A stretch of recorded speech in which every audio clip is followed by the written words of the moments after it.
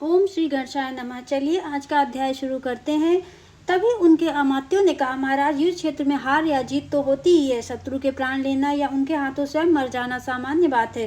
फिर पृथ्वी पर तो आयु भी 100 वर्ष की ही मानी जाती है, इसलिए अब न मरते तो शतायुष होने पर भी मृत्यु आ ही सकती थी। इसलिए अपने भाई की मृत्यु का शोक न करके शत्रु से प्रतिशोध करना चाहिए। देवांतक को भी प्रतिशोध की बात समझ में आई और उसने अपने माता पिता से कहा, जो कुछ हो गया वह तो अब मिट नहीं सकता, इसलिए शोक को त्यागिए और मुझे आज्ञा दीजिए कि शत्रु का वध करने के लिए स्वयं जाऊं। आप विश्वास कीजिए कि मैं उसे अवश्य मार डालूंगा। मेरी भ्रुकुटी की वक्रता देखकर त्रिलोकी कांप उठती है। तब वह बेचारा अल्प बल काशीराज उस बालक की रक्षा कैसे कर पाएगा। यह कहकर उसने घोर गर्जना की और अमात्यों एवं सेनापतियों को बुलाकर सेना तैयार करने का आदेश दिया। कुछ ही समय में विशाल दैत्य सेना प्रस्थान के लिए तैयार हो गई। कूच का डंका बज उठा और दैत्यों की हलचल से ब्रह्मांड कांपने लगा। 10वां अध्याय, देवांतक का काशी पे आक्रमण। देवांतक की विशाल सेना ने काशी पर भयंकर रूप में आक्रमण कर दिया, परंतु नरांतक की मृत्यु के कारण निर्भय और अत्यंत उत्साहित हुए काशीवासियों को उनसे विशेष चिंता नहीं हुई। उन्हें विश्वास था कि भगवान विनायक की कृपा से देवांतक का भी विनाश हो जाएगा। इसलिए सभी वीर दैत्य सेना से लोहा लेने के लिए सब प्रकार से तैयार थे। काशीराज ने विनायक की आज्ञा प्राप्त करना आवश्यक समझा। उस समय वे बालकों के साथ खेल रहे थे। महाराज ने उनके चरणों में प्रणाम कर निवेदन किया, प्रभु, नरांतक का बड़ा भाई देवांतक चढ़ा आया है।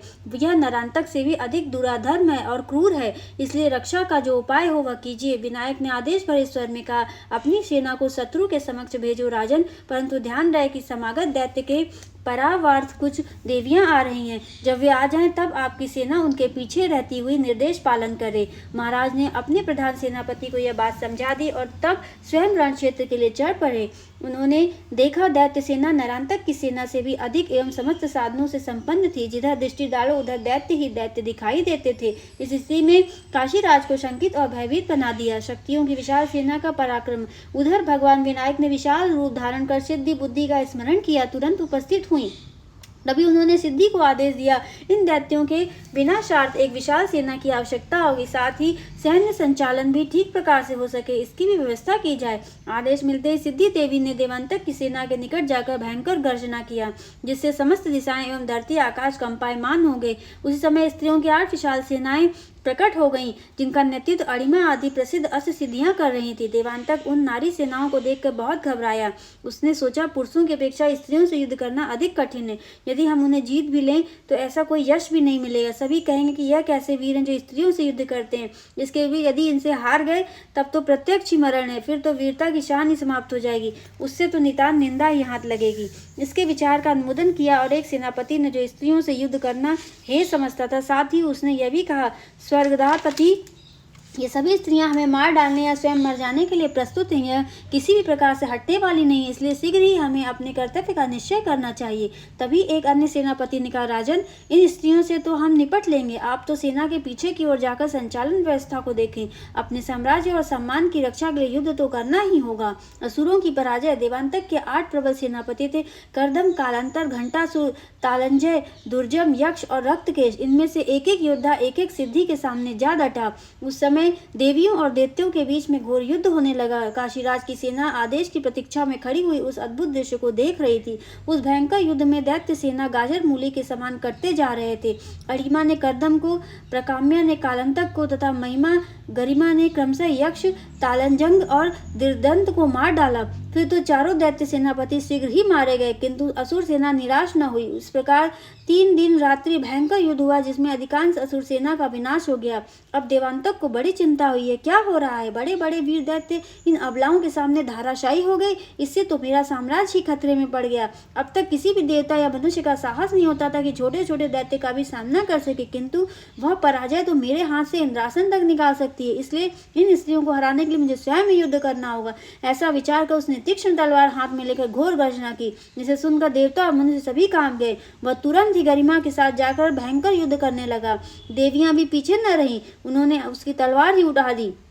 अब उसने अपनी भीषण बाण वर्षा से की और 8 सिद्धियां मूर्छित होकर गिर गईं। यह देखकर देवताओं के दल अत्यंत उनकी सहायता और दैत्यों से लड़ने लगे। सिद्धियों को मूर्छित हुई देखकर विनायक ने बुद्धि को युद्ध की व्यवस्था का आदेश दिया। बुद्धि देवी ने वहां पहुंचकर घोर गर्जना की, जिससे शत्रुओं के हृदय कांप उठे। तभी बुद्धि देवी के मुख से एक अत्यंत तेजस्वी, घोर, भयंकरी एवं अत्यंत विशाल मुख वाली देवी प्रकट हुई। उसके बाल धरती तक फैले थे तथा मुख से अग्नि की लपटें निकल रही थी। यह देवी दैत्य दल में घुसकर जिसे चाहती उसे उठाकर मुख में रख लेती। इस प्रकार उसने बड़ी शीघ्रतापूर्वक कई राक्षस एक साथ उठाकर मुख में रख लिए।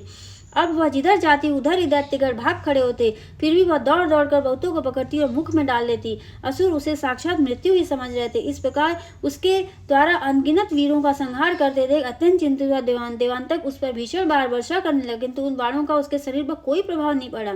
देवांतक के सभी बाण समाप्त हो गए और किंकर्त विमूढ़ होकर सोचने लगा कि अब क्या करूं। तभी उसने सुना, अब तू अकेला ही क्या करेगा, मेरे मुख में आकर विश्राम क्यों नहीं करता। वह सजग हुआ। वस्तुतः एक भी दैत्य वहां दिखाई नहीं देता था।